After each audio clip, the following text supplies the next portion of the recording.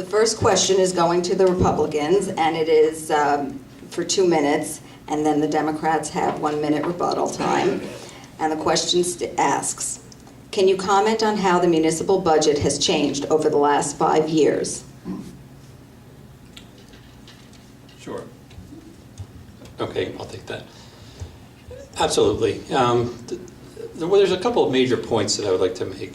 The Democrats like to run on the concept that they've kept taxes flat. Well, it's simply not true. In 2005, 2006, taxes were increased 8 points. In 2006, 2007, we had another tax increase of 6 points. They seem to gloss over that fact when they talk about their record. Also on spending each year over the last 10 years has averaged roughly $1 million increase. The budget, our first budget that we just crafted in July, actually has the spending going down from the previous year. So we think that's a major step forward, putting South Plainfield on the right direction. Another key point when we talk about finances is borrowing. Again, over the last 5 to 7 years, under the Democratic-led council, we've seen spending average roughly $2 million a year. Rob and I and the Republican majority this year cut that by over 2/3. So I think we have a record, even though it's a short one, of financial security and putting South Plainfield's finances right on the right track. I can't say that about our opponents. Thank you.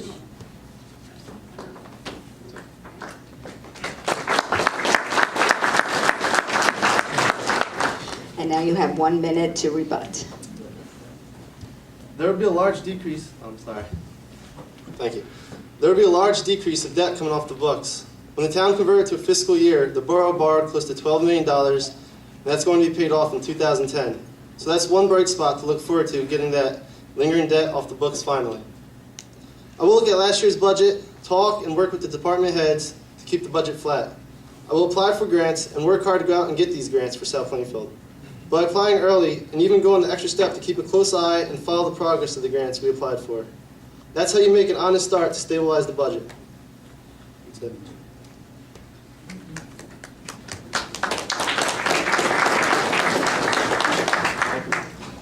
The second question is to the Democrats. If elected, what are your top priorities in 2009 and beyond?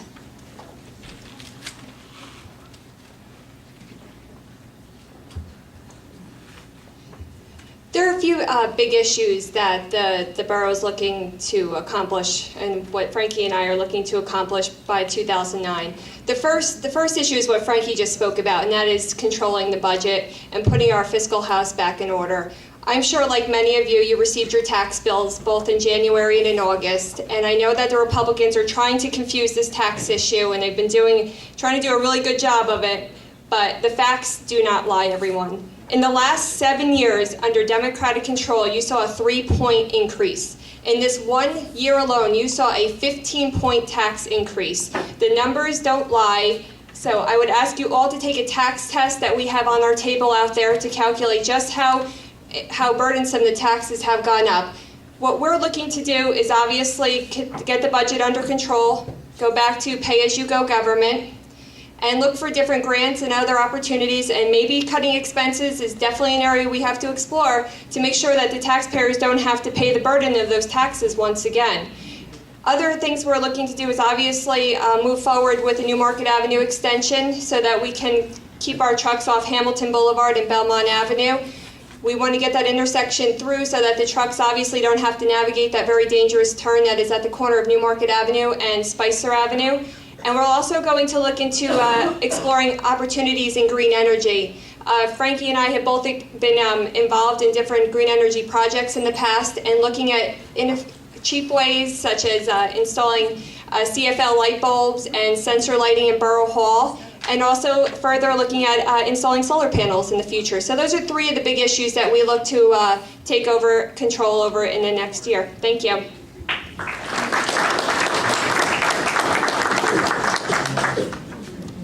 1 minute rebuttal.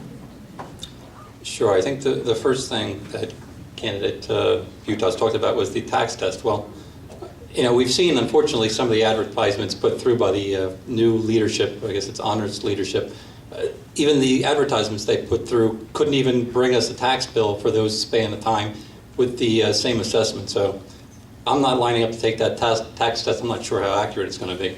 But they talk about being fiscally responsible.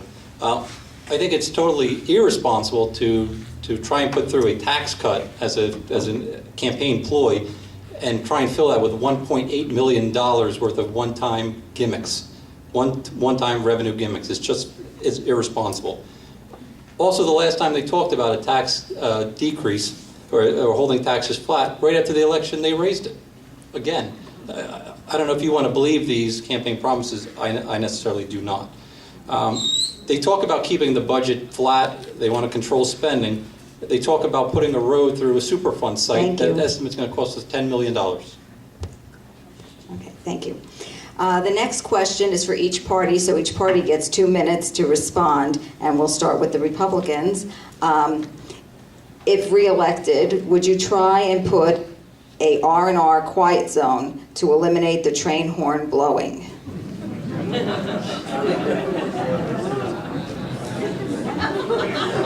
You know, it's very interesting that you bring that up.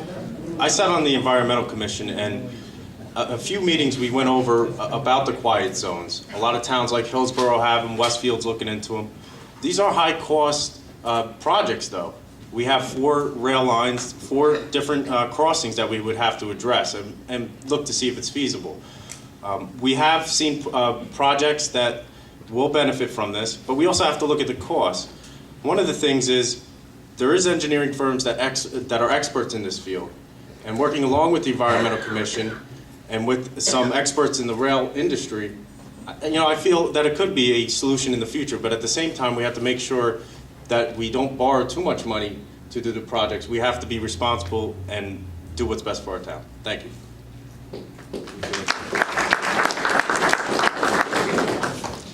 I just want to bring up one point. Rob mentioned that there are firms that specialize this.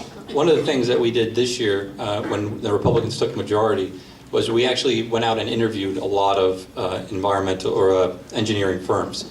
So we've met and we've talked with some of these firms that have completed great projects along this area. We actually had a presentation in front of the council, I believe it was last year, that talked about these quiet zones. So we are familiar with them. It's a great idea, and it is something that we would look forward to exploring further. You have 2 minutes to respond to the same question. We absolutely agree with our opponents on this issue. Under Mayor Batrico's leadership, as Councilman Anesh mentioned, this issue was brought before the council last year, so we're looking forward to continuing that discussion if elected in the upcoming years. Also, obviously, cost is an issue, but as the trucks impact the residents on our south side, the trains do impact our residents on the north side of town. So we do need to look into improving the quality of life for our residents that do have to deal with the loud trains that go by their house every single day, multiple times a day. Thank you.